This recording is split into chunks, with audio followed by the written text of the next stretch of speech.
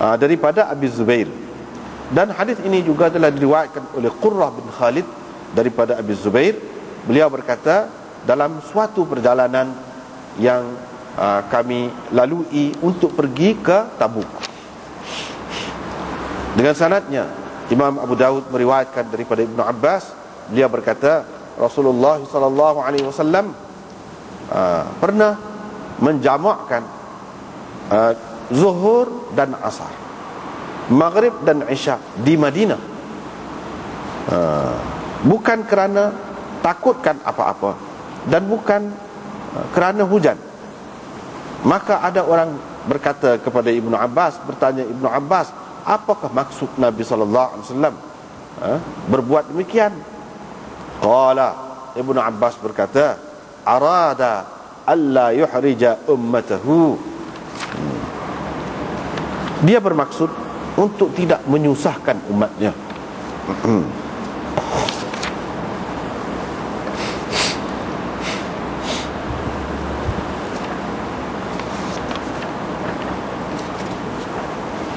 Sekatu dia.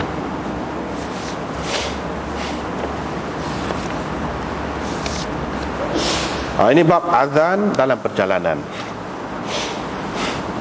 Imam Abu Daud nak cerita di sini, azan ini disyariatkan bukan pada ketika seseorang ataupun kita tu dalam keadaan bermukim, berada di tempat kita duduklah dengan tetap. Bukan di situ saja disyariatkan azan ini. Bahkan dalam perjalanan pun ada azan juga. Dalam perjalanan, tak kira lah kalau kita berhenti tengah-tengah jalan tu, memang masjid tu duduk azan itu, waktu biasalah waktu tu memang dia azan semua. Ni kalau tak ada masjid lah, tak ada gapo-gapo, jadi kita nak sembahyang tu, adakah kena azan? Jadi adakah azan disyariatkan semata-mata untuk panggil orang, untuk ajak orang sembahyang? Jadi kalau tak ada orang kita nak ajak, tak payah gitu? Tidak. Bahkan azan ini bukan untuk panggil orang manusia semata-mata, bahkan sebagai menyatakan syiar Islam. Itu satu. Yang keduanya, supaya jin pun sedar, seperti mana orang lah, orang tak ada, jin ada. Dan supaya malaikat juga hadir ke situ. Berdasarkan riwayat-riwayat yang lain ada sebut lagu itulah, supaya malaikat juga hadir. Kalau kita solat sekalipun, kalau kita solat, ada dalam hadis disebutkan malaikat akan mari jadi beriman dengan kita, berjemaah dengan kita. Jadi pada hakikatnya kita akan dapat pahala jemaah juga, walaupun dari segi zahirnya tak nampak siapa-siapa. Sama ada jin ke malaikat ke mari, akan mari sembahyang dengan kita. Dan kita tak payah susah hati, takut takut ban apa mari jin, tak apa, biar mari lah. Bos dah molek baru kalau dia sembahyang dengan kita, boleh pahala banyak. Begitu. Hak mana hak jahat tu dia tidak mari. Hak baik, hak Islam tu dia akan mari. Semua manusia lah, apabila kita apabila kita azan, dia pun teringat, dia pun tahulah sudah masuk waktu. Sebab ini semua makhluk yang leka berlaku. Ada pun malaikat tidak begitu, dia akan mari, dia menjadi saksi. Dia menjadi saksi, dan dia bersembahyang sekali dengan kita. Ada di dalam hadis disebutkan begitu. Itu faedah ban tadi. Selain daripada itu, supaya tempat itu, ruang itu menjadi saksi juga untuk kita. Pokok-pokok kayu, pasir, batu, apa-apa yang ada di sekeliling itu menjadi saksi kepada kita. Itu hikmah yang ketiga. Yang keempat, tujuan apa? Sebab kita ni, azan-azan ini dia melambangkan syiar, untuk melambangkan, menunjukkan umat Islam ini adalah umat dakwah.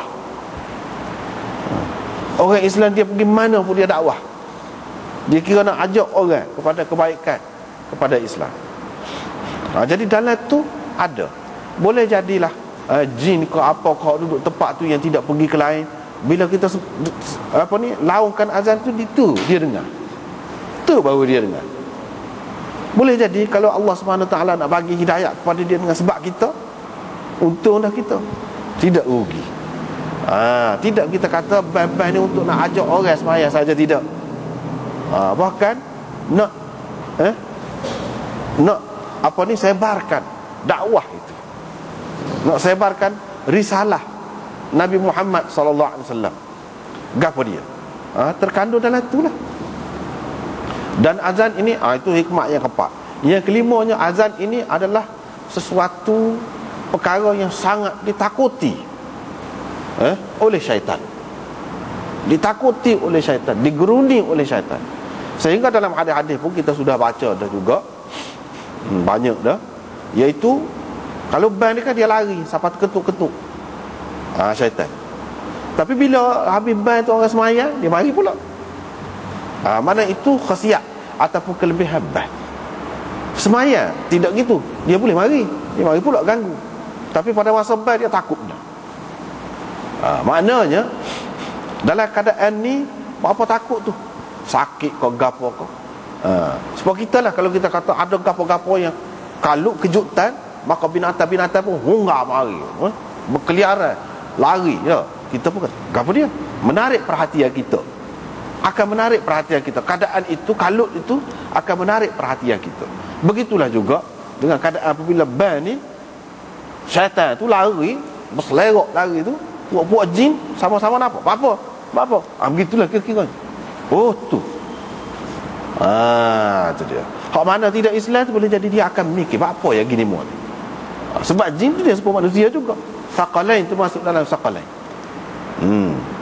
Yang mukallaf, ada dosa ada pahala. Hak mana Islam tu dia boleh ingatlah. Jadi kita mengingatkan dia kepada Allah. Itu hikmahnya. Banyak hikmah ban.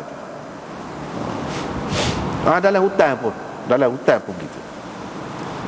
Dalam hutan kepada pasir kau, kita disuruh ban. Lepas tu Imam Abu Daud buat mari hadis ni. Dia kata, Uqbah bin Amir kata, aku dengar Rasulullah sallallahu alaihi wasallam bersabda, Tuhan berkenan. Tuhan berkenan. Tuhan suka. Itu maknanya. Tuhan redha. Suka bukan makna ketawa tu tak. Suka dengan makna redha, kenal. Ya'jabu ni boleh juga dengan makna heran. Tapi kalau heran tidak sesuai, kita nak terjemahkan untuk Allah Subhanahu Wa Taala. Heran-heran ni benda kita tak tahu, lepas tu kita tahu, baru kejut. Pelik, heran. Tuhan tidak heran, dia tahu dah. Dia tahu dah. Di sini dengan makna ya'jabu ni dengan makna dia berkenan. Tu. Supaya dalam Quran sebut perkataan ajiba ya'jabu, a'jaba maknanya berkenan. La tankihul musyrikati hatta yu'minna wala amatun mu'minatun khairum min musyrikatin walau a'jabatkum.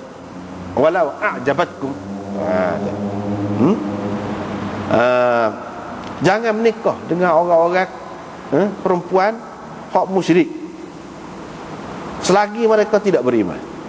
Nak menikah ni kena Islam dulu, tak boleh. Itulah ayatnya. Hamba perempuan yang mukmin itu lebih baik lagi daripada musyrikatin, daripada perempuan hak musyrik itu, walaupun merdeka. Walau a'jabatkum, walaupun kamu kenal ke dia. A'jabat itu kita nak ayatnya perkataan ni dengan makna kenal. Di sini pun dengan makna Tuhan engkau, dalam setengah nuskahnya Tuhan kamu, kum, bukan ka, tak kum. Tak apalah waktu tu. Tuhan kenal kepada penggembala kambing di puncak, di atas satu batu di puncak bukit. Tu syaziyah tu makna batu yang mengholor keluar atas bukit tu. Satu batu yang tonjol keluar gitu, batu atas bukit. Dia duduk kambing situ atas bukit tu, di puncak lah. Batu tu duduk di puncak, duduk atas tu. Lepas tu dia best. Tuhan kenal hak lagu tu, orang hak lagu tu. Lepas tu dia semayang. Bapa ni orang ni pergi atas bukit. Kalau kita nak kata di sini azan dalam perjalanan,